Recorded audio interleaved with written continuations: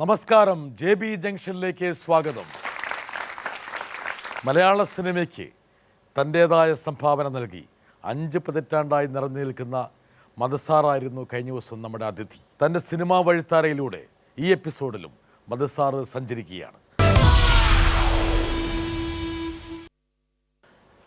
പുതുതലമുറ നടന്മാരിൽ പ്രധാനപ്പെട്ട ആൾക്കാർ, നമ്മൾ മധുസാറിനെ വെച്ചിട്ടാണ് പുതുതലമുറ പറയുന്നത്. അവരൊന്നും 10, 30, 35 വർഷമായിട്ട് മലയാള സിനിമയെ അടക്കി ഭരിക്കുന്ന ആൾക്കാരാണ്. അതിൽ ശ്രീ മമ്മൂക്കയായിട്ടുള്ള മധുസാറിൻ്റെ ഒരു കെമിസ്ട്രി, എനിക്ക് തോന്നുന്നു മധുസാറ് വളരെ സ്നേഹത്തോടെയാണ് ഈ പുതുതലമുറ നടന്മാരെ എപ്പോഴും ഒരു വാത്സല്യം അവർക്ക് കൊടുത്തിരുന്നു. ഒരു രസതന്ത്രം എപ്പോഴും ഉണ്ടായിരുന്നു. എനിക്ക് തോന്നുന്നു ഇപ്പോഴും അവരും എനിക്ക് കിട്ടിയത് ഞാൻ കൊടുത്തതായിരിക്കാം. ഞാൻ പറഞ്ഞില്ലേ, അവർ സത്യൻ സാറും നസീറും എന്നെ അങ്ങനത്തെ എൻകറേജ് ചെയ്യായിരുന്നു. എപ്പോഴും ഓൾവേസ് എൻകറേജിങ്. ഒരിക്കലും മറ്റൊരു രീതിയിൽ എനിക്ക് അവരുടെ സിനിമാ അനുഭവങ്ങളൊക്കെ മധുസാറുമായിട്ട് പങ്കുവെച്ചിരുന്നു. ഒരുപക്ഷെ കഥാപാത്രങ്ങൾ അവർ ചെയ്യുമ്പോൾ ചെയ്യാവുന്ന പലപ്പോഴും പലപ്പോഴും അവരുടെ ദുഃഖങ്ങൾ പലതും പറഞ്ഞിട്ടുണ്ട്. ഈ അവർ തമ്മിലും ചില റൈവലറി ഉണ്ടായിരുന്നെങ്കിൽ പോലും അടുത്ത് ബാധിച്ചിട്ടില്ല. ആ തമ്മിലുള്ളത് മധുസാറുമായിട്ട് വന്നിട്ടില്ല. ഇല്ല വന്നിട്ടില്ല. തമ്മിലുള്ളത് സ്വാഭാവികമാണ്. അതാണ് എന്താ കാരണം വെച്ചാൽ അതെല്ലാവർക്കും അറിയാവുന്ന കാര്യം കൂടി. ലാലുവായിട്ടുള്ള അഭിനയം, ഈ ലാലിനൊരു പ്രത്യേകത എന്താണെന്ന് പറഞ്ഞാൽ ലാലിൻ്റെ പ്രസൻസ് ഉണ്ടല്ലോ, വളരെ പ്ലസൻ്റാണ്, പിരിമുറുക്കമൊന്നുമില്ല. ലാലിൻ്റെ വർക്കിനും അതെ, ഹീസ് ഓൾവേസ് അറ്റ് ഈസ്. അപ്പോൾ അത് നമ്മളിലേക്കും പകരും. തമാശയാണ്, എല്ലാം ഹ്യൂമറാണ്. അങ്ങനെ വലിയ തമാശയല്ല. ഈ സ്വയം ഒരുമാതിരി ഈ എന്തെന്ന് പറയാൻ ടെൻഷൻ എന്ന് പറയണത് വേറെ വല്ല വീട്ടിലുണ്ടായിരിക്കാം, അല്ല ലൈഫിലുണ്ടായിരിക്കാം, ബിസിനസ്സിലുണ്ടായിരിക്കാം, പക്ഷെ വർക്ക് ചെയ്യാൻ വരാൻ നേരത്ത് യാതൊരു ടെൻഷനും ഇല്ലാതെ വളരെ കൂളാണ്. അത് നമ്മൾ that makes us also cool. ഒരു സുഖമാണ് ലാലിൻ്റെ കൂടെ ഏതെങ്കിലും വർക്ക് ചെയ്യാന്ന് പറഞ്ഞാൽ അതൊരു സുഖമാണ്. മധുസാറെ, ആ ഒരു മധുസാറൊക്കെ നായക വേഷത്തിൽ വന്നിരുന്ന ആ കാലഘട്ടവും ഇവർ വന്ന കാലഘട്ടവും തമ്മിലുള്ള അന്തരം, അല്ല ഇവരുടെ അഭിനയ രീതിയിലുള്ള ഇതൊക്കെ മധുസാർ ഒന്ന് ഇടയ്ക്കൊന്ന് താരതമ്യം ചെയ്യാറുണ്ടോ? ആ കാലഘട്ടത്തിൻ്റെ അഭിനയ രീതികളല്ല ഇന്നത്തെ കാലഘട്ടം. കാലഘട്ടം മാറി, ഒരുപക്ഷെ രീതികൾ മാറി, ടേസ്റ്റ് മാറി, കൈയെടുക്കേണ്ട ആ രീതി മാറി, ആസ്വാദകർ മാറി, പ്രേക്ഷകർ മാറി. അതൊക്കെ ഒരുപക്ഷെ അത് രണ്ടും തമ്മിലുള്ള വ്യത്യാസം വേണമെങ്കിൽ മനസ്സിലാക്കാൻ കഴിയുന്നത് മധുസാറിനായിരിക്കും. അതുകൊണ്ട് വ്യത്യാസമുണ്ട്. അത് ഈ കൈയെടുക്കുന്നതിലും ബാക്കി ഈ ഹെയർ സ്റ്റൈലിലുള്ള എല്ലാ കാര്യങ്ങളിലെയും സൊസൈറ്റിയിൽ തന്നെ ഇപ്പോൾ ഇവരെ പോലെ അല്ലല്ലോ അന്നുണ്ടായിരുന്ന ആളുകളെല്ലാം കോളേജിൽ അല്ലേ. അന്നുണ്ടായിരുന്നതിനൊക്കെ നല്ല വെളിച്ചെണ്ണയൊക്കെ വെച്ച് അതെ. അത് ആ ചേഞ്ചാണ് സിനിമയിൽ വന്നിട്ടുള്ളതെന്നുള്ളേ ഉള്ളൂ. ചേഞ്ച് വേണമല്ലോ, അല്ലെങ്കിൽ ഒന്ന് പഴയ പടങ്ങളിട്ട് കണ്ടാൽ പോരെ. തുളസിക്കതിരൊക്കെ ചൂടിയാൽ അതെ. ഇന്ന് തുളസിക്കതിരൊന്നും ഈ പെണ്ണുങ്ങൾ കണ്ടിട്ട് തന്നെ ഉണ്ടാവില്ല. ഇതെന്താണെന്ന് പോലും അറിയുണ്ടാവില്ല. അതെ. പക്ഷെ ലാലുവായിട്ടുള്ള കെമിസ്ട്രി, എനിക്ക് തോന്നുന്നു ലാലിൻ്റെ മധുസാറിനെ കുറിച്ച് പറഞ്ഞൊരു കാര്യമുണ്ട്, പറയട്ടെ. ഞാൻ ഏറ്റവും സ്നേഹിക്കുകയും ബഹുമാനിക്കുകയും ഒരു സുഹൃത്ത് പോലെ കാണുന്ന ഒരാളാണ് മധുസാർ. അത്രയും ബന്ധം ഞങ്ങൾക്ക് ഹൃദയത്തിൽ ബന്ധമുണ്ട്. പക്ഷേ ഒരുപാട് ഞാൻ അദ്ദേഹത്തിൻ്റെ പറഞ്ഞു, അദ്ദേഹത്തിൻ്റെ ജീവിതത്തിൽ നടന്ന ഒരുപാട് ചെറിയ ചെറിയ കാര്യങ്ങൾ എനിക്ക് ഒരേപോലെ സംഭവിച്ചിട്ടുണ്ട്. എന്താണ് അദ്ദേഹത്തിൻ്റെ ജീവിതത്തിൽ സംഭവിച്ച ചെറിയ ചെറിയ കാര്യങ്ങൾ എൻ്റെ ജീവിതത്തിൽ സംഭവിച്ചിട്ടുണ്ടെന്ന് ലാല് പറയാൻ കാരണം? അതിന് ചോദിച്ചു നോക്കണം എന്താണ്, എനിക്ക് അതുപോലെ കുസൃതി ഉണ്ടോ? ഇല്ല കുസൃതിയല്ല. പക്ഷെ ഒരു കാര്യം ഞാൻ പറഞ്ഞുതരാം, വരട്ടെ. ഒരു പ്രാവശ്യം ഞാനും മധുസാറും ജയനൻ വിൻസെൻറ്റും കൂടി എറണാകുളത്ത് നിന്ന് വരികയായിരുന്നു. രാത്രിയായിരുന്നു, ഏതാണ്ട് ഒരു 12 മണി. ആലപ്പുഴയിൽ കുറച്ച് നേരം കാർ നിർത്തി. അപ്പോൾ പെട്ടെന്ന് മധുസാർ എന്നോട് ചോദ്യം, അടുത്ത വീട്ടിൽ കാണുന്ന ആ കപ്പത്തോട്ടത്തിൽ നിന്ന് കുറച്ച് കപ്പ പറിക്കാമോ? ഞാൻ പറഞ്ഞു, കപ്പ പറിക്കേ? എന്തിനത്? ആരെങ്കിലും കണ്ടാ? ഞാൻ പറഞ്ഞ് തിരിയുന്നതിന് 1 സെക്കൻഡിനുള്ളിൽ മധുസാർ ആ മതിലെടുത്ത് അപ്പുറത്തേക്ക് കയറി കുറേ കപ്പ പറിക്കുന്നു. എനിക്കും പറിക്കാതിരിക്കാൻ നിർത്തില്ല. ഞാനും എടുത്ത് ചാടി കപ്പ പറിച്ചു. കാറിൻ്റെ ഡിക്കിയിലെടുത്തിട്ടു, വണ്ടി വിട്ടു. വണ്ടി ഏതാണ്ട് ഏർലി മോർണിംഗ് ട്രിവാൻഡ്രത്ത് എത്തിയപ്പോൾ ഞാൻ ചോദിച്ചു, ഈ കപ്പ എന്താ ചെയ്യേണ്ടതെന്ന്. അതെടുത്ത് കളഞ്ഞു വയ്ക്കൂ. ഞാൻ പിന്നെ എന്തിനാ പറിച്ചത്? അതോ നിങ്ങൾക്ക് എത്ര ധൈര്യം ഉണ്ടെന്ന് പരീക്ഷിച്ചതാണ്. ഇതേപോലെ ലാലും പല സ്ഥലത്തും മതിലിയാടി കപ്പ പറിച്ചിട്ടുണ്ട്. ഇനി കപ്പ മാത്രമേ പറിച്ചുള്ളൂ എനിക്കറിയില്ല, പക്ഷെ കപ്പ പറിച്ച കാര്യം എനിക്കറിയില്ല. ഇന്നത്തെ കാലഘട്ടത്തിലാണെങ്കിൽ ചാനലിൽ ബ്രേക്കിംഗ് ന്യൂസ് വന്നേനെ, കപ്പക്കള്ളൻ മധുസാറെന്നും പറഞ്ഞിട്ട്. അന്ന് ന്യൂസ് ചാനലുകളില്ലാത്തതുകൊണ്ട് മധുസാറ് രക്ഷപ്പെട്ടു. പക്ഷേ ഇങ്ങനെയുള്ള കുറുമ്പുകളൊക്കെ മധുസാറിനുണ്ടല്ലേ? അതൊരു രസമല്ലേ ഈ ബോറടിക്കാൻ നേരത്തൊരു എന്തെങ്കിലും ഒരു ചെയ്യാന്നുള്ളത്. പിന്നെ ഇങ്ങനെയൊക്കെയുള്ള ചില കുസൃതികൾ ചെയ്തില്ല പിന്നെ ലൈഫിലെന്താണ്? ലൈഫിലെന്താണ് പഠിച്ചുകൊണ്ടിരിക്കുമ്പോഴൊക്കെ ഇങ്ങനെയുള്ള കുസൃതികൾ ഒരുപാട് ചെയ്തിട്ടുണ്ടോ? അങ്ങനെ എടുത്ത് അതിങ്ങനെ ഇതിൻ്റെ കൂടെ അങ്ങ് പോകുന്നുള്ളതല്ലാതെ ഈ ഔട്ട് ഓഫ് ദി വേ എന്ന് പറയാനൊന്നും ഉണ്ടായിട്ടില്ല. ഓർമ്മ വരില്ല, അങ്ങനെ ഒന്നും ചെയ്തിട്ടില്ല. പക്ഷെ ചില കർക്കശ സ്വഭാവം അച്ഛനിൽ നിന്ന് മധുസാറിന് പകർന്നു കിട്ടിയിട്ടുണ്ടെന്ന കാര്യം മധുസാറിൻ്റെ പഴയ ഡ്രൈവർ പല സ്ഥലത്തും പറഞ്ഞിട്ടുണ്ട്. ഞാനല്പം സ്പീഡിൽ ഓടിച്ചെന്നും പറഞ്ഞ് എന്നെ വഴിയിൽ നിന്ന് ഇറങ്ങി എന്നെ എൻ്റെ പുറകെ വണ്ടി ഓടിപ്പിച്ച ആളാണ് ഇദ്ദേഹം. അതൊക്കെ ഒരു തമാശ എന്നുള്ള അനുഭവം കൊണ്ട് പറഞ്ഞു. എന്തെങ്കിലും കുരുത്തക്കേട് കാണിക്കണം ഞാൻ.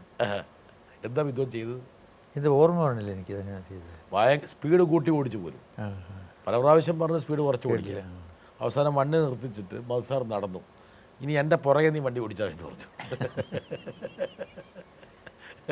അവൻ്റെ അറിയാം, അവനെ ഇപ്പം ഇല്ല കേട്ടോ. അവൻ സുന്ദരേശൻ എന്നാ എൻ്റെ പേര്. കുറേ അവനെ ഒരു 88 ഒക്കെ ആയപ്പോൾ ഗൾഫിൽ പോയിട്ട് അവിടുത്തെ എയറോഡ്രോമിൽ ഡ്രൈവറായി. And he was well off. പാവം അത് കല്യാണം കഴിച്ചു, കുട്ടികളൊക്കെ ഉണ്ടായി, പിള്ളേരെല്ലാം മിടുക്കന്മാരാക്കി. അവർ കല്യാണം കഴിപ്പിച്ചു, അവരുടെ മക്കളെ അവിടെ ജോലി കൊടുത്തിട്ട് അവനും ഫാമിലിയായിട്ട് ഇവിടെ എന്നിട്ട് സ്വസ്ഥമായിട്ട് ഇവിടെ കഴിയാൻ വേണ്ടിയിട്ട്. അതിന് മുമ്പേ എൻ്റെ കൂടെ ആയിരുന്നു ഇതിലെ സൈറ്റ് കൊണ്ട്. ഇവിടെ വന്നൊരു 2 ആഴ്ചയായില്ല അതിനുള്ളിൽ വയറ്റിനൊരു അസുഖം തോന്നി. ചെന്ന് നോക്കിയപ്പോൾ എന്തിന് കുറച്ച് ദിവസങ്ങൾക്കുള്ളിൽ ഹി ഡൈഡ് ഓഫ് ക്യാൻസർ. ഓ ശരി. പക്ഷെ എല്ലാ ഉത്തരവാദിത്തങ്ങളും നിറവേറ്റിയ ശേഷമാണ്. പക്ഷെ അവൻ ജീവിക്കാൻ വന്നതാണ്. അതുവരെ അവൻ്റെ വീട്ടിൽ അവൻ്റെ സഹോദരങ്ങളുണ്ട്, അവൻ്റെ അമ്മ അച്ഛനില്ല. അപ്പോൾ അവർക്കെല്ലാം വേണ്ടിയിട്ട് ജോലി ചെയ്തിട്ട് അവർക്ക് വേണ്ടി ജീവിക്കുകയായിരുന്നു. എല്ലാ ഉത്തരവാദിത്തങ്ങളും നിറവേറ്റിയിട്ട് സ്വയം ജീവിതം ഒന്ന് ആരംഭിച്ചപ്പോൾ സ്വയമായിട്ട് ഇനിയിപ്പോൾ എൻ്റെ ഇപ്പോൾ എന്ന് പറഞ്ഞ് വീടൊക്കെ വെച്ച് സാർ, എൻ്റെ അപ്പുറത്തൊരു പൂജാമുറിയുണ്ട്, എനിക്ക് അവിടെ സുഖമായിട്ട് വരുന്നൊരു പൂജയൊക്കെ ആയിട്ട് കുറച്ച് നാൾ ജീവിക്കണം. ഈ ജീവിക്കാൻ വന്നവൻ വിതിൻ എ ഫ്യൂ മന്ത്സ്. ജീവിതം അങ്ങനെയാണ് മധുസാറെ. പലപ്പോഴും ഭയങ്കര ആകസ്മികതകളാണ് ജീവിതത്തിലുള്ളത്. മറ്റൊരാളെ കൊണ്ടുവരാം. ഞാനൊക്കെ സിനിമ കണ്ടു തുടങ്ങിയ കാലത്ത് വെള്ളിത്തിരയിൽ ഞാൻ കണ്ടിട്ടുള്ള, ഞാൻ ഒരുപാട് ഇഷ്ടപ്പെട്ടിരുന്ന 2 നായക നടന്മാർ, ഒന്ന് പ്രേം നസീറും ഒന്ന് മധുസാറുമായിരുന്നു. പിൽക്കാലത്ത് ഞാൻ സിനിമയിൽ വരുമെന്നോ എൻ്റെ ആദ്യ ചിത്രത്തിൽ തന്നെ മധുസാറിൻ്റെ മകനായിട്ട് അഭിനയിക്കാനുള്ളൊരു ഭാഗ്യം ഉണ്ടാകുമെന്നോ ഞാൻ എൻ്റെ ജീവിതത്തിൽ ഞാൻ വിചാരിച്ചിട്ടില്ല. ആ സിനിമ മാത്രമല്ല, അതിനുശേഷം കഴിഞ്ഞ 10-27 വർഷക്കാലമായി മധുസാറിൻ്റെ കൂടെ ഒരുപാട് സിനിമ ചെയ്യാനുള്ള ഭാഗ്യം എനിക്കും കിട്ടി, എൻ്റെ തലമുറയിൽപ്പെട്ട പലർക്കും കിട്ടി. ഇപ്പോഴും ഞാൻ സാറിൻ്റെ കൂടെ അഭിനയിച്ചുകൊണ്ടിരിക്കുന്നു. മൈലാഞ്ചി മഞ്ചുള്ള വീട് എന്ന ചിത്രത്തിൽ ഒരുപാട് സന്തോഷം സാർ. ഇതിൻ്റെയൊക്കെ മുജ്ജന്മ സുഹൃതം അല്ലെങ്കിൽ കഴിഞ്ഞ ജന്മത്തിൽ ചെയ്ത പുണ്യം എന്നൊക്കെ പറയും. അതൊക്കെയാണ് സത്യം പറഞ്ഞാൽ ഞാൻ അനുഭവിക്കുന്ന ഈ ജീവിതത്തിൽ.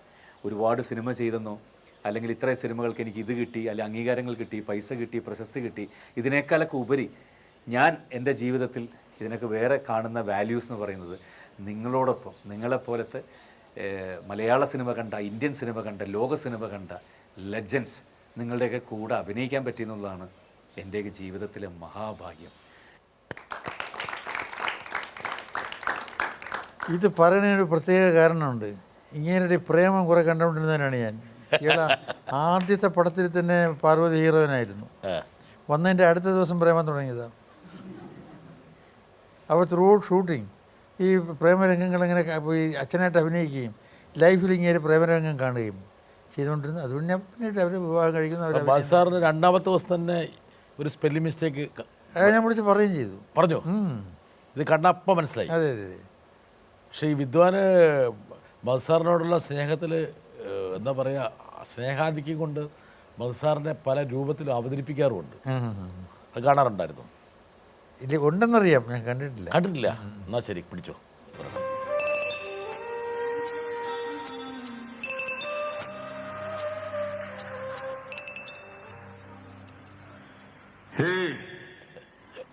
क्या बोलती तुम?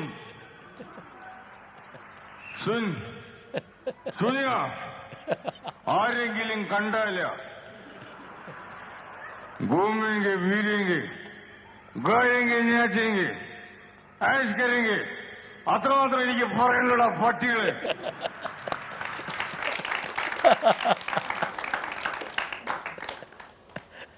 ഇതൊക്കെ കാണുമ്പോൾ എന്താ മസാർ തോന്നുന്നത്? അല്ല ഇതെല്ലാം ചെയ്ത് കാണല്ല അഭിനയിക്കാൻ പഠിച്ചത്. ആഹാ, അപ്പോൾ നമ്മൾ പോയി ട്യൂഷനൊന്നും കൊടുത്തില്ല എന്ന് വരികയിലും ഇതൊക്കെ ചെയ്ത് പഠിക്കാനൊരു അവസരം ഉണ്ടാക്കി കൊടുത്തില്ലേ? ആ ചെറിയ കാര്യമല്ല. അല്ലേ? നമ്മെ പഠിച്ചിട്ടാണ് സിനിമ പഠിച്ചത്. അതെ, അതെ, അതെ. അതെ.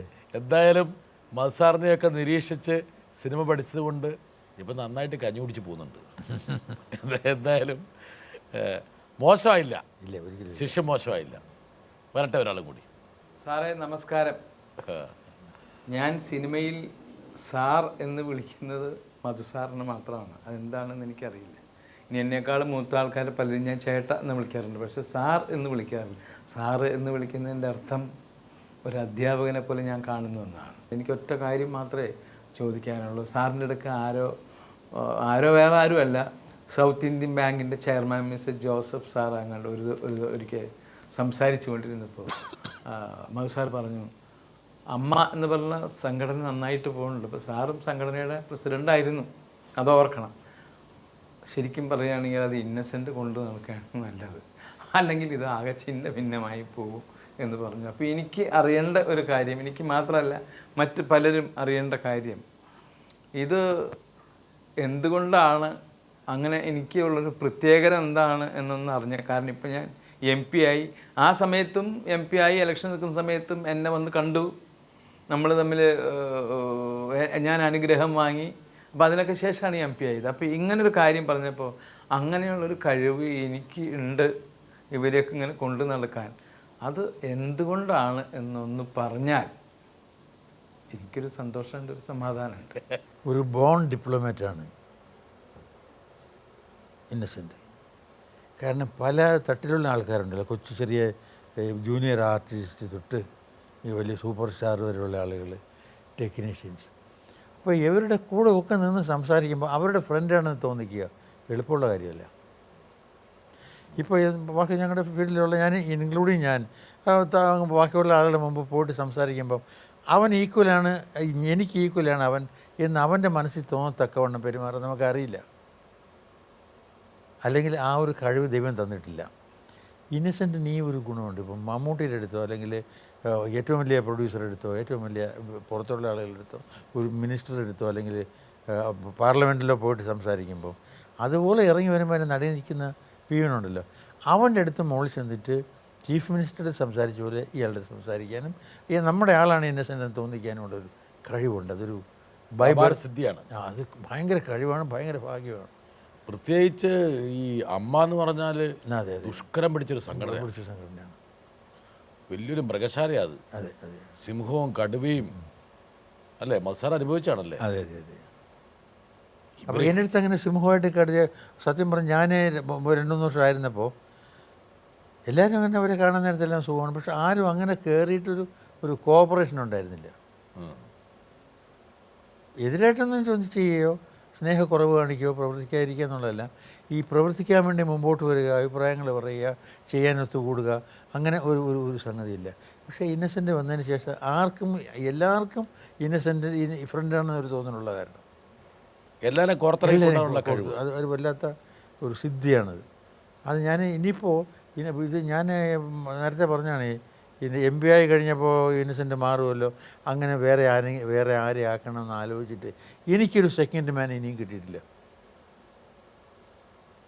മനസ്സിൽ വേറെ ആളുമില്ല, വേറെ ആരും കിട്ടില്ല. കാരണം അത് ഈ സൂപ്പർ സ്റ്റാർ എന്ന് പറഞ്ഞ ആർട്ടിസ്റ്റിൻ്റെ ആണല്ലോ, ഏറ്റവും വലിയ സൂപ്പർ സ്റ്റാറെന്നോ മെഗാ സ്റ്റാറെന്നോ ഒക്കെ പറയുന്ന ആൾ തൊട്ട് താഴത്തെ ഒരു ജൂനിയർ ആർട്ടിസ്റ്റ് വരെ ഉള്ള ആളുകൾ നമ്മുടെ ആളാണ്, തോളി കയറ്റി നടക്കുക എന്ന് തോന്നിക്കത്തക്കവണ്ണം മറ്റൊരു മെമ്പറെ, ഇത്രയും മെമ്പേഴ്സ് ഉള്ളതെന്ന് ഒരു മെമ്പറിന് സെലക്ട് ചെയ്യാൻ നോക്കിയിട്ട് സോ ഫാർ എനിക്ക് സാധിച്ചിട്ടില്ല, മനസ്സിൽ പോലും സജസ്റ്റ് ചെയ്യാൻ സാധിക്കും. അത് തന്നെയാണ് ശ്രീ ഇന്നസെൻറ്റിനുള്ള ഒരു വലിയ സർട്ടിഫിക്കറ്റ്.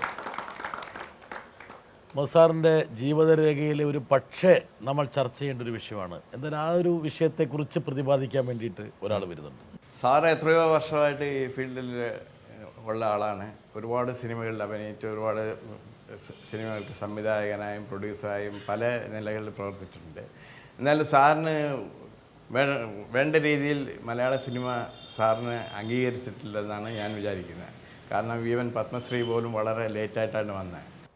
അപ്പോൾ സാറിനെ പോലെ ഇത്രയും പ്രഗത്ഭനായ ഒരാളിന് എന്തുകൊണ്ട് നമ്മുടെ മലയാള സിനിമ വേണ്ടത്ര അംഗീകാരം കൊടുക്കുന്നില്ലെന്നുള്ളതാണ് എൻ്റെ ഒരു ചോദ്യം.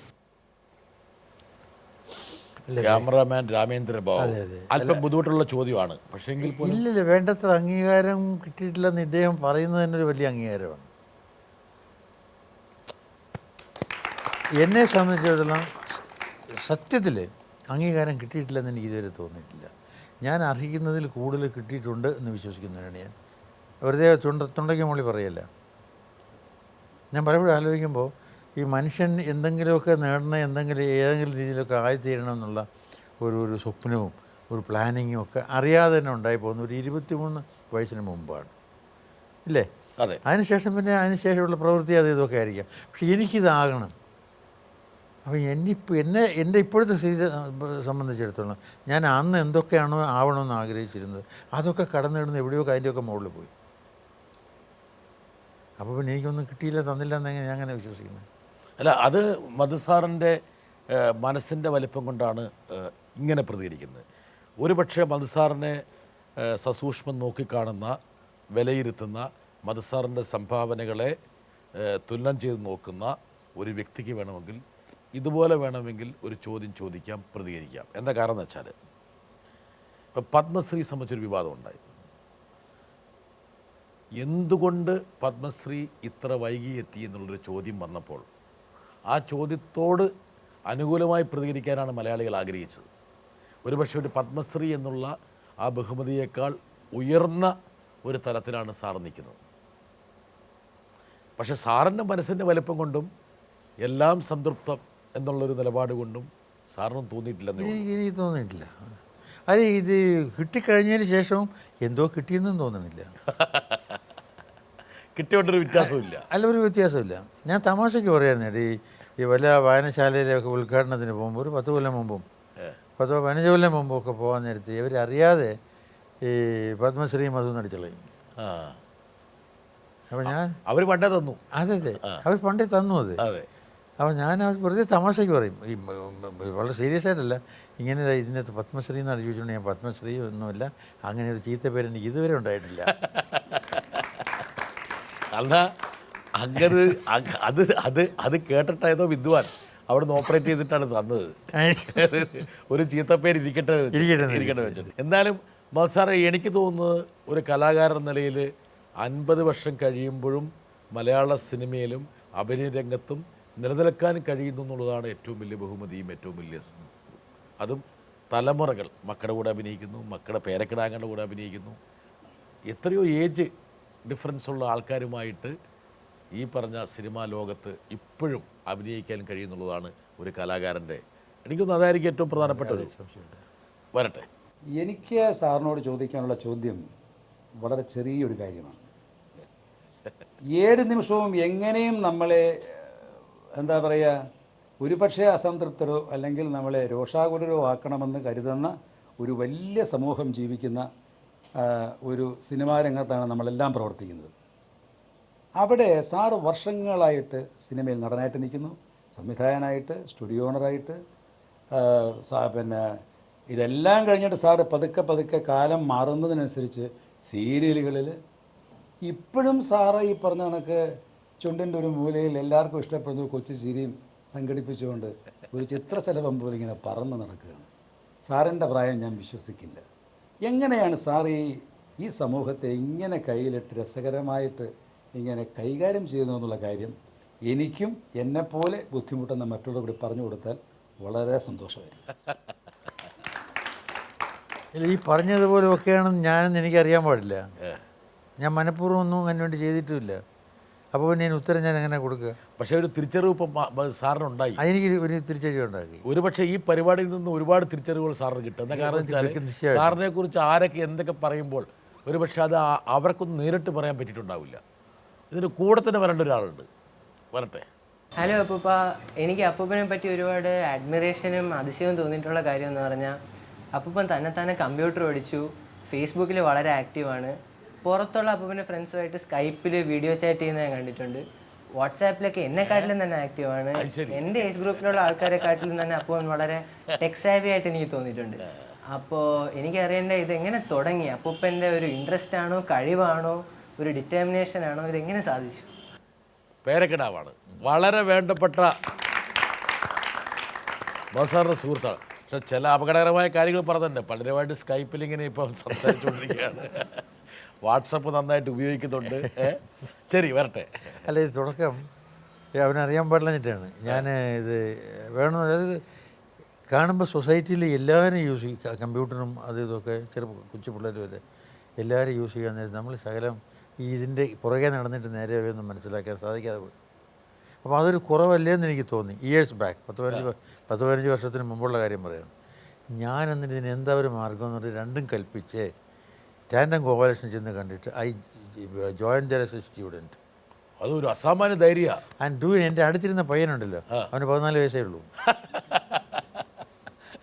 ഞാൻ അവൻ്റെ കൂടെ ഇരുന്ന് ഏതാണ്ടൊരു 3-4 മാസം പൊതുവായിട്ട് ക്ലാസ്സിൽ പോയിട്ട് 4 മാസം കൊണ്ട് കമ്പ്യൂട്ടർ പഠിച്ചു. അതെ, പഠിച്ചു സാറ്. അതെ, പലതും പഠിച്ചതിലിപ്പം ഒരു 75% മറന്നുപോയി. കടലാസിലെല്ലാം എഴുതി വെച്ചിട്ടുണ്ട്. പക്ഷേ എന്നാലും ഇതൊക്കെ ഉപയോഗിക്കാൻ കാരണം അവിടെ പോയിട്ട് അവിടെ റെഗുലറായിട്ട് പോയിട്ട് ക്ലാസ്സിൽ പോയി കമ്പ്യൂട്ടർ പഠിച്ചുകൊണ്ടാണ് ഐ വാസ് എ സ്റ്റുഡൻറ്റ്. വരട്ടെ.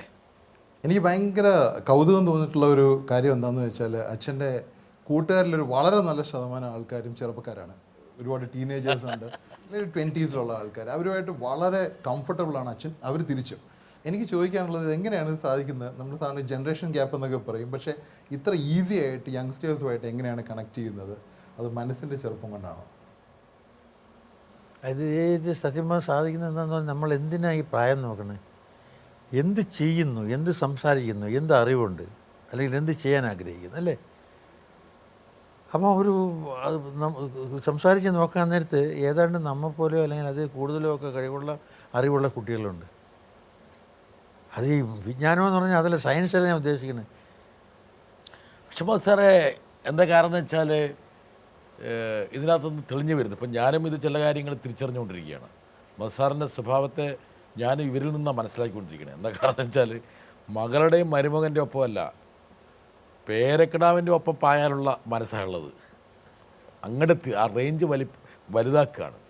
മാത്രമല്ല, ഒരു വലിയ താരപദവിയിൽ അല്ലെങ്കിൽ ഒരു മലയാള സിനിമയിൽ നിറഞ്ഞു നിൽക്കുന്ന ഒരാൾ ഒരു സുപ്രഭാതത്തിൽ ഒരു ഇൻസ്റ്റിറ്റ്യൂട്ടിലേക്ക് കയറി ചെന്നിട്ട് കമ്പ്യൂട്ടർ പഠിക്കാൻ കാണിക്കുന്നൊരു തൻ്റെ ഇടം അവർക്കെല്ലാം വലിയ അത്ഭുതമായിരുന്നു. അതെ, ഇതൊന്നും വേറെ ആരും കാണിക്കുന്ന കാര്യമല്ല. ഒരു പക്ഷേ ആധുനികതയോട് പൊരുത്തപ്പെട്ടുകൊണ്ട് പുതിയ കാലഘട്ടം ന്യൂ ജനറേഷനോട് താതാത്മ്യം പ്രാപിച്ച് ജീവിക്കാനുള്ള, അതല്ലെങ്കിൽ ഈ പ്രായത്തിലുള്ള പല ആൾക്കാരും അവരെ കുറ്റം പറയുള്ളൂ. കണ്ടില്ല ചെക്കൻ നടക്കണേ. അതുമല്ല, അവരെ മനസ്സിലാക്കാൻ ശ്രമിക്കുന്നത് മാത്രമല്ല, ഇപ്പോൾ ഈ സിനിമയെക്കുറിച്ച്, നമ്മുടെ രംഗമാണല്ലോ സിനിമ വേൾഡ് സിനിമയെക്കുറിച്ച്, ഇന്ത്യൻ സിനിമയെക്കുറിച്ച്, മലയാള സിനിമയെക്കുറിച്ച് ഈ യങ്സ്റ്റേഴ്സിനോട് സംസാരിച്ചാൽ നമുക്കറിയാമെന്നുള്ള കൂടുതൽ കാര്യം അവർക്കറിയാം. എനിക്കറിയാമെന്നുള്ള കൂടുതൽ അറിയാമെന്നുള്ളവരാണ് മിക്കവാറും ഈ സിനി ഗോയിങ് യങ്സ്റ്റേഴ്സ്. അവർ വായിച്ചും പഠിച്ചും ടി വിയിൽ നിന്നും അല്ലാതെ DVD നിന്നും തിയേറ്ററിൽ പോയിട്ടും പഠിച്ചിട്ട് നമ്മേക്കാളും കൂടുതൽ ഈ പ്രസൻറ്റ് സിനിമയെക്കുറിച്ച്, വേൾഡ് സിനിമയെക്കുറിച്ച് അവർക്കറിയാം. അപ്പോൾ അവർ അവർക്ക് പ്രായം കുറവാണെന്ന് പറഞ്ഞിട്ട് സത്യത്തിൽ എൻ്റെ മനസ്സിലവർക്ക് പ്രായം കുറവല്ല, എന്നെക്കാളും അറിവുള്ളവനാണ്. അപ്പോൾ എന്നെക്കാളും പ്രായം കൂടിയവനെ, മൊസാറിനേക്കാളും പ്രായം കൂടിയ ആൾക്കാരാണ്. അതെ അതെ. എൻ്റെ ഇടയ്ക്ക് ഈ സ്കൈപ്പിലാരോടെ ഇങ്ങനെ ചാറ്റ് ചെയ്തുകൊണ്ടിരിക്കുന്നത്, അത് പറയണോ? എപ്പോഴും അല്ല, ഈ റിലേറ്റീവ്സും ഫ്രണ്ട്സും ഒക്കെ ധാരാളം ദൂരെയൊക്കെ ഉണ്ടല്ലോ. എന്തായാലും മധുസാറിൻ്റെ പുതിയ ജനറേഷനിൽപ്പെട്ട വേറൊരു സൗഹൃദത്തെ ഞാൻ ഇവിടെ കൊണ്ടുവരട്ടെ. വരട്ടെ. സാർ പലപ്പോഴും രാഷ്ട്രീയത്തിലെ വിഷയങ്ങളെക്കുറിച്ചൊക്കെ കൃത്യമായിട്ട് അഭിപ്രായങ്ങളും ഒക്കെ സൂചിപ്പിക്കാറുണ്ട്. അപ്പോൾ സാറിൻ്റെ പിതാവ് തിരുവനന്തപുരത്തെ പഴയ മേയറായിരുന്നു.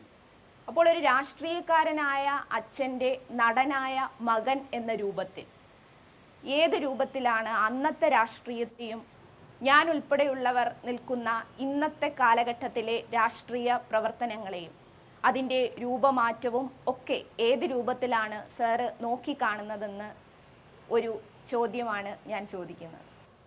ചിന്ത സാറിൻ്റെ വളരെ കടുത്ത ആരാധികയാണ്. SFIയുടെ സമുന്നത നേതാവാണ്. അറിയാം. പിന്നെ സാറിനെക്കുറിച്ച് പറഞ്ഞാൽ വാക്കുകൾ തീരില്ല. പക്ഷെ ചിന്ത ചോദിച്ചിരിക്കുന്ന വലിയൊരു ചോദ്യമാണ്. അതെ, കാണുന്നത് അച്ഛൻ്റെ കാലത്ത്, അച്ഛനുള്ള കാലത്ത്, അച്ഛൻ സജീവ രാഷ്ട്രീയത്തിലുണ്ടായിരുന്ന കാലത്ത് ഞാൻ സ്കൂളിലും അത് കഴിഞ്ഞ് കോളേജിലൊക്കെ പഠിക്കുന്ന കാലഘട്ടത്തിൽ. അപ്പോൾ മിക്കവാറും എല്ലാ പാർട്ടിയിലുള്ള ആളുകളുടെ വരും ഇവർ തമ്മിൽ സംസാരിക്കുകയും ഒക്കെ ചെയ്ത് കേട്ടിട്ടുണ്ട് അച്ഛൻ്റെ കാലം. അത് കഴിഞ്ഞിട്ട് പിന്നെ എല്ലാ രാഷ്ട്രീയ പ്രവർത്തകരുമായിട്ട് അടുത്ത് പെരുമാറാനും ഇന്ന പാർട്ടി എന്നില്ല, എല്ലാവരുമായിട്ട് എല്ലാ പാർട്ടിയിലുള്ള ആളുകളായിട്ടും പലരുമായിട്ടും അടുക്കാനും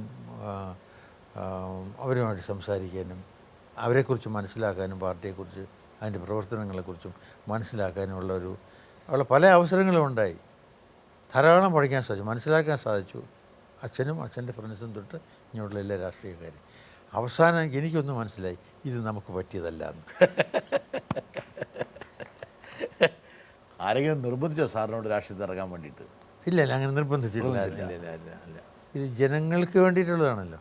അപ്പോൾ അവർ ജനങ്ങൾക്ക് വേണ്ടി ചെയ്യുന്ന കാര്യങ്ങളിലെ എല്ലാ പാർട്ടിയും ഒന്നുമില്ല തന്നെ. പക്ഷേ യങ്സ്റ്റേഴ്സൊക്കെ രാഷ്ട്രീയത്തിലേക്ക് വരണം. സാറിൻ്റെ അഭിപ്രായം എന്താ? ഇപ്പോൾ ചിന്തയെ പോലുള്ള കുട്ടികളൊക്കെ രാഷ്ട്രീയത്തിൽ വരുന്നതിനെക്കുറിച്ച് എന്താണ് സാറിൻ്റെ അഭിപ്രായം? ചിന്തയ്ക്ക് അതിന് പ്രത്യേകിച്ച് ഒരു ടേസ്റ്റ് ഉള്ളതുകൊണ്ടാണ്, ആഗ്രഹമുള്ളതുകൊണ്ടാണ് കൂടുതൽ അറിയാനും കൂടുതൽ പ്രവർത്തിക്കാനും തോന്നുന്നത്. അപ്പോൾ ഇതിന് ആഗ്രഹമില്ലാത്ത ആളുകൾ നമ്മൾ പിടിച്ചു വലിച്ചുകൊണ്ടുവന്നിട്ട് യാതൊരു കാര്യം, വെറുതെ പോകും. ആഗ്രഹമുള്ളവർ പ്രവർത്തിക്കട്ടെ എന്നുള്ളത്. അത് ആഗ്രഹമുള്ള അത്രേ ഒക്കുള്ളൂ.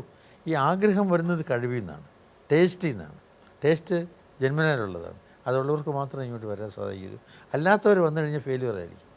ന്യൂ ജനറേഷനിൽ നിന്ന് നമ്മൾ വീണ്ടും പഴയ ജനറേഷനിലേക്കൊന്ന് തിരിച്ചു പോവുകയാണ്. പഴയ കാലഘട്ടം ഒരുപക്ഷെ മധുസാറിനെ ഒരു നടനായി നന്നായി നിരീക്ഷിച്ച ഒരാൾ, അല്ലെങ്കിൽ മധുസാറിൻ്റെ സഹപ്രവർത്തകനായി ദീർഘകാലം പ്രവർത്തിച്ച ഒരാൾ വരട്ടെ. വളരെ മൂടിയാണ് മധുചേട്ടൻ. ചില സമയത്ത് വളരെ സന്തോഷമായിരിക്കും, ചില സമയത്ത് അത്ര സന്തോഷം ഉണ്ടായിരിക്കില്ല. ഞാനും ഏറെക്കുറെ അങ്ങനെയാണ്. പക്ഷേ ഞങ്ങൾ തമ്മിൽ ഒരിക്കലും ഒരു കാര്യമായ കലഹം ഉണ്ടായിട്ടില്ല.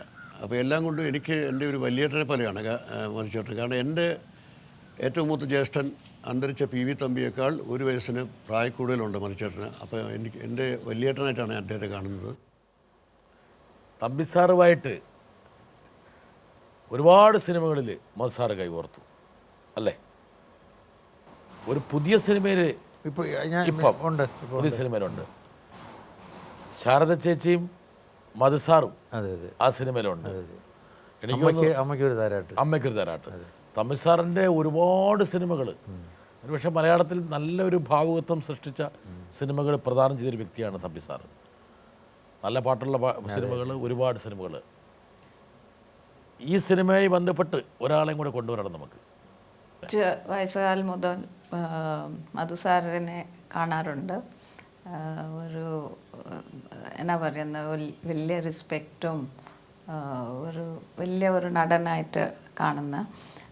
പക്ഷേ ഇപ്പം ഞാൻ ചെയ്യുന്ന ഒരു പടം, എൻ്റെ ഒരു ഭാഗ്യമെന്ന് പറഞ്ഞാൽ ശ്രീകുമാരൻ തമ്പി സാറിൻ്റെ ഒരു പടം എഡിറ്റ് ചെയ്യാനൊക്കെ ഒരു അവസരം കിട്ടി എനിക്ക്.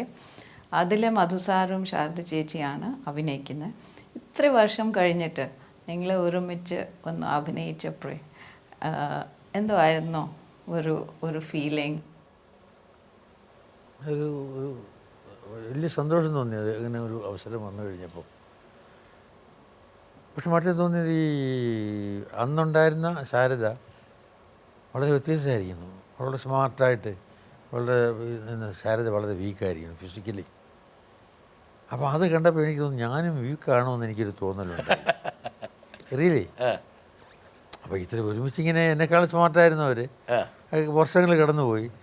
She has become very weak. അവർ ശാരീരികമായിട്ടും കുറേയൊക്കെ മാനസികമായിട്ടും സംസാരിക്കുന്നതിലും ഒക്കെ തന്നെ. അപ്പോൾ ഞാനിതൊന്നും അറിഞ്ഞിരുന്നില്ല. അപ്പോൾ ശാരദയെ കണ്ടപ്പോൾ എനിക്ക് അപ്പോഴാണ് ഞാനും കിളവനായല്ലോ എന്ന് തോന്നിയത്. അത് ശരി. അതുവരെ പയ്യനായിട്ട് നടക്കായിരുന്നു. അതുവരെ ചാറ്റ് ചെയ്തുകൊണ്ടിരിക്കുകയായിരുന്നു. അതെ. 40-50 വർഷം മുമ്പ് ഒരുമിച്ച് അഭിനയിച്ച ആൾക്കാർ വീണ്ടും ഒരു അഭിനയ മുഹൂർത്തത്തിൽ ഒന്നിക്കുമ്പോൾ ആർക്ക് സന്തോഷം ഉണ്ടാകുന്ന കാര്യമാണ്. എനിക്കത് പഴയ കാര്യങ്ങൾ പെട്ടെന്ന് സ്മരിക്കാൻ വേണ്ടിയിട്ട് ആ ഒരു അവസരം വേണമെങ്കിൽ പ്രദാനം ചെയ്യുന്നുണ്ടാവും. സാറിൻ്റെ കടുത്തൊരു ആരാധകം വരുന്നുണ്ട്. വരട്ടെ. എനിക്ക് സാറിനോട് ചോദിക്കാനുള്ള ചോദ്യം, ഒരുപാട് നോവലുകൾ വായിക്കുകയും അതിലെ കഥാപാത്രങ്ങളായി ജീവിക്കുകയും ചെയ്ത സാറ് ഏതെങ്കിലും കഥാപാത്രങ്ങളാവാൻ ആഗ്രഹിച്ചിട്ട് നഷ്ടപ്പെട്ട ഏതെങ്കിലും റോളുകളുണ്ടോ? പ്രിയ മുതൽ മിനി വരെ സംവിധാനം ചെയ്ത സാർ ഒരുപാട് ചിത്രങ്ങൾ സംവിധാനം ചെയ്തിട്ടുണ്ട്. ഇനി ഒരു സംവിധായകൻ്റെ മേലങ്കി അണിയാൻ സാർ ആഗ്രഹിക്കുന്നുള്ളൂ? പ്രേക്ഷകർ എന്ന നിലയിൽ ഞങ്ങൾ ആഗ്രഹമുണ്ട്, അതുകൊണ്ട് ചോദിച്ചതാണ്. തമ്പി സാറൊക്കെ തിരിച്ച് ശക്തമായിട്ട് വന്നുകൊണ്ടിരിക്കുകയാണ്. അപ്പോൾ എനിക്ക് വേറെ ഏതെങ്കിലും ഇത് ക്യാരക്ടർ അഭിനയിക്കാൻ സാധിക്കാതെ പോയിട്ടുണ്ടോ എന്ന് ചോദിച്ചാൽ ഇല്ല. ഇല്ല. എനിക്ക് ആഗ്രഹം തോന്നിയിട്ടുള്ളതെല്ലാം ചെയ്തിട്ടുണ്ട്.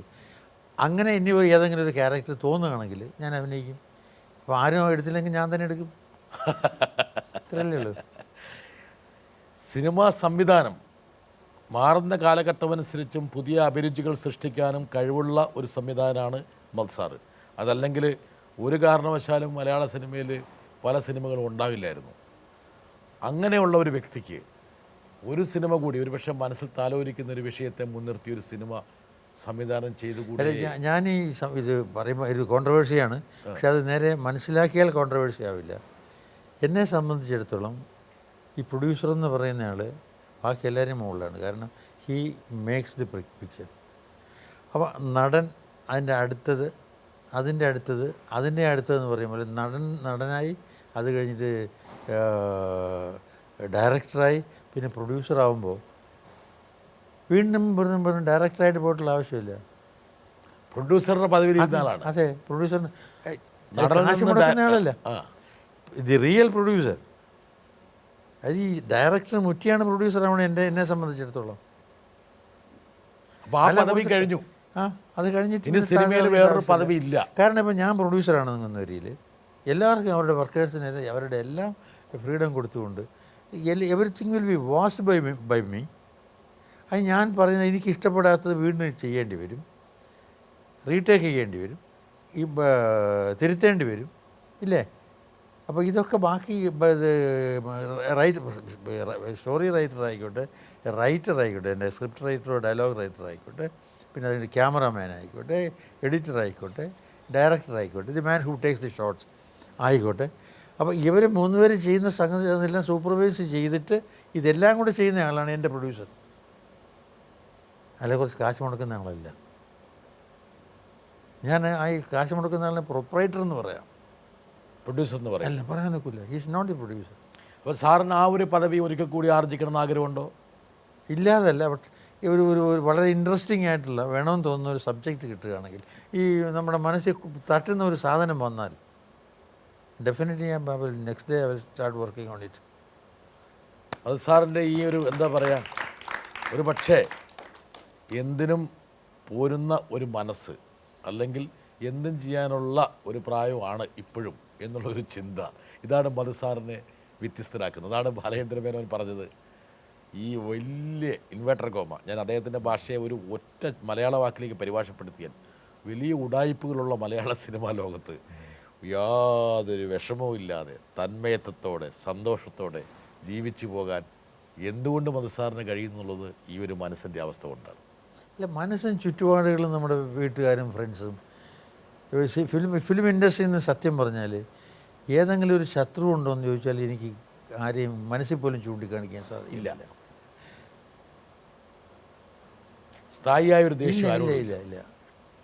ആ സമയത്ത് നൈമിഷികമായ ദേഷ്യമൊക്കെ വരും, അതങ്ങ് പോകും. അത്രയേ ഉള്ളൂ. ഇപ്പോൾ തമ്പി പറഞ്ഞില്ല, നേരത്തെ പറഞ്ഞു തമ്പിയോട് മാത്രം എനിക്കങ്ങനെ ഒരു വിരോധമോ അല്ലെങ്കിൽ ഒരു ക്ലാഷോ ഉണ്ടായിട്ടില്ലെന്ന്. വേറെ ആരോടും ഉണ്ടായിട്ടുണ്ടെന്ന് ചോദിക്കണം. ആരോടും ഉണ്ടായിട്ടില്ല. ഉറക്കെ സംസാരിക്കും, പറഞ്ഞാൽ തീരും. അത് നിങ്ങൾ കാരണം ഉണ്ടെങ്കിൽ പറയാമെന്ന് പറഞ്ഞാൽ ദേഷ്യമല്ല, എന്തെങ്കിലും ഒരു സംഗതി എംഫസൈസ് ചെയ്യണമെങ്കിൽ ഒന്ന് സംസാരിക്കുമ്പോൾ ശബ്ദം ഉറച്ചു പോകും. ദേഷ്യമല്ല, അതൊരു ഇതാണ്. അപ്പോൾ ആരും തെറ്റ് എല്ലാവരും ഞാൻ തെറ്റ് ചെയ്യാത്തവനല്ല എന്നുള്ള വിശ്വാസമൊന്നും എനിക്കില്ല. അതുകൊണ്ടായിരിക്കാം. പക്ഷേ അണ്ടർസ്റ്റാൻഡിങ് ടു ബാക്കിയുള്ളവരെ ഇതുവരെ ഈ 50 വർഷമായിട്ട് ഒരു മനുഷ്യനോടും ഒരു ശത്രുത തോന്നത്തക്ക രീതിയിലുള്ള പെരുമാറ്റം എന്നോടും ഉണ്ടായിട്ടില്ല, എന്നിൽ നിന്നും ഉണ്ടായിട്ടില്ല. നമ്മൾ കൊടുക്കുന്നതാണ് തിരിച്ച് കിട്ടുന്നത്. അതെ, എക്സാക്ട്ലി. എന്തായാലും മധു സാറെ കൊടുത്തത് എന്താ പറയുക, 10 മടങ്ങായിട്ട് മധു സാറ് ജീവിതത്തിൽ കൊയ്തുകൊണ്ടിരിക്കുകയാണ്. ഒരുപക്ഷെ മധു സാറിൻ്റെ മുഖത്തുള്ള ആ ശാന്തതയും അല്ലെങ്കിൽ സന്തോഷവും സംതൃപ്തിയും പ്രതിഫലിപ്പിക്കുന്നത് ആ വികാരത്തെയാണ്. ഇത്രയും നേരം ഇത്രയും കാര്യങ്ങൾ ഞങ്ങളുമായിട്ട് പങ്കുവച്ചത്, ഒരുപക്ഷെ നമ്മൾ തുടക്കം മുതൽ അല്പം തിരക്ക്, എനിക്ക് തോന്നുന്നൊരു 10-20 എപ്പിസോഡിൽ പോലും ഒതുങ്ങുന്നൊരു വ്യക്തിത്വമല്ല താങ്കൾ. വേണമെങ്കിൽ ഒരു നീണ്ട കഥ, മഹാ സീരിയൽ വേണമെങ്കിൽ ഉണ്ടാക്കാവുന്നതാണ്. പക്ഷേ ടെലിവിഷൻ്റെ ഒരു പരിമിതിയിൽ, ഒരു ഷോയുടെ പരിമിതിയിൽ നമുക്കിവിടെ നിർത്തേണ്ടി വരുന്നു. ഇനിയും ഒരുപാട് കാലം സഞ്ചരിക്കട്ടെ. ഒരുപാട് നല്ല നിമിഷങ്ങൾ മലയാള സിനിമയ്ക്കും മലയാള സംസ്കാരത്തിനും മധുസാറ് പ്രദാനം ചെയ്യട്ടെ. മധുസാറിൻ്റെ ചാറ്റിങ്ങിന് പല ആൾക്കാരും വരട്ടെ. അതുപോലെ മധുസാറിനെ കാണുമ്പോൾ പണ്ട് ചെയ്യാൻ കഴിയാത്ത കുറവ് നികത്താൻ വേണ്ടി വന്ന് ഇനിയും അവർ ആലിംഗനം ചെയ്യട്ടെ, ഉമ്മ വെക്കട്ടെ എന്ന് ആശംസിച്ചുകൊണ്ട് ഇനി ഒരു കാര്യം ഞാൻ പറഞ്ഞു വിചാരിച്ചു. ഞാൻ ഇതിന് വരുന്നു എന്ന് പറഞ്ഞപ്പോൾ വളരെ സൂക്ഷിക്കണം കേട്ടോ. ഇങ്ങനെ ഒരുമാതിരി തോണ്ടിയ അനാവശ്യങ്ങളെല്ലാം പറഞ്ഞു കളയും എന്നൊക്കെ പറഞ്ഞ് എന്നെ പേടിപ്പെടുത്തി. അത് സൂക്ഷിച്ച് സംസാരിച്ചില്ല എന്ന് വരിയിൽ എന്തോന്ന് വല്ലതുമൊക്കെ പറയിച്ച് കളയും, പറഞ്ഞു കളയും. ഞാൻ പറഞ്ഞു എനിക്ക് പറയാമൊന്നുമില്ലല്ലോ, പിന്നെന്താ പറയണേ. അങ്ങനെ ഒരു ധാരണയുണ്ട് കേട്ടോ. ഞാൻ വളരെ പാവാന്ന് മധുസാറിന് അറിയില്ലേ? പാവമൊന്നൊന്നും അഭിപ്രായമില്ല.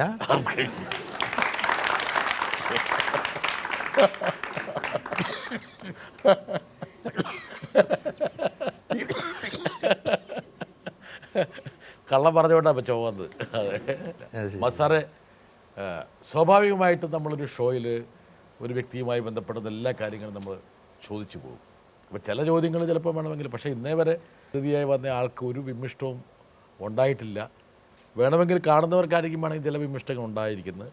സാർ ഇത്രയും നേരം ഞങ്ങളോട് പങ്കുവച്ചതിന് ഒരുപക്ഷെ ഞങ്ങൾക്ക് കിട്ടിയിട്ടുള്ള വളരെ വിലപ്പെട്ട ഒരു സമയമാണിപ്പം.